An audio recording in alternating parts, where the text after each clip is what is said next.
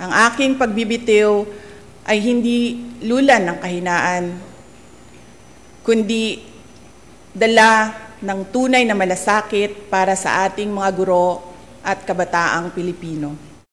June 19, inihayag ni Vice President Sara Duterte ang pagbibitiw nito bilang kalihim ng Department of Education at Vice Chairperson ng NCF-ELCAC sa kanyang isinumiting resignation letter. Nakasaad ang 30 araw na transition period na epektibo hanggang 19 ng Hulyo. Bagamat hindi ako magpapatuloy na mamamahala sa kagawaran, patuloy pa rin nating itataguyod ang kalidad ng edukasyon na nararapat para sa Pilipino.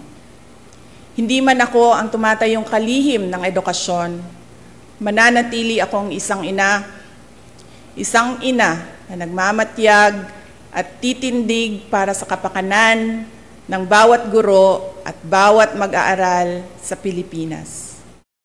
Ikinagulat naman ni DepEdCar Regional Director Estela Carino ang pagbitiw ng Vice Presidente. Para kaming nawalan ng ina, umaarangkada yung matatag curriculum.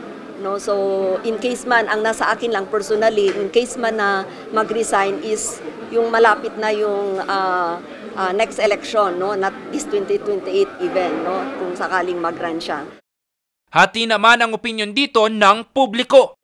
Wala naman siyang ginagawang masama. Oo, mali. Ganun ang kaya hindi ako nagbitiw siya. Siguro po hindi naman. Kasi naano naman na, na-implement naman na yun, di ba? Hindi naman na siguro. Sa kabila nito, kasado pa rin ang implementasyon ng matatag curriculum. Sa ilalim kasi ng naturang curriculum, inihahanda mga estudyanteng Pilipino sa kasanayan sa literacy at numeracy. Dito, matuturuan din ang mga estudyante ng mga 21st century skill. Katunayan, 5 paaralan na sa Cordillera ang nagkaroon ng pilot test kung saan positibo naman ang naging resulta nito. We were able to tap the expertise of our personnel from the regional office and that also our supervisors in trying to see to it that the curriculum is well implemented in the pilot schools. So far ay maganda naman yung resulta ng implementation dito sa India.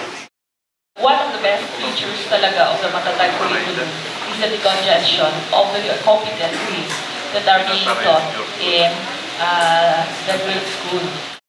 Sa unang araw ng Hulyo, sasailalim ng higit 10,000 mga guro sa Cordillera sa matatag curriculum training bilang paghahanda sa pasukan sa 29 ng Hulyo ngayong taon. Jose Robert Inventor para sa Luzon Headlines.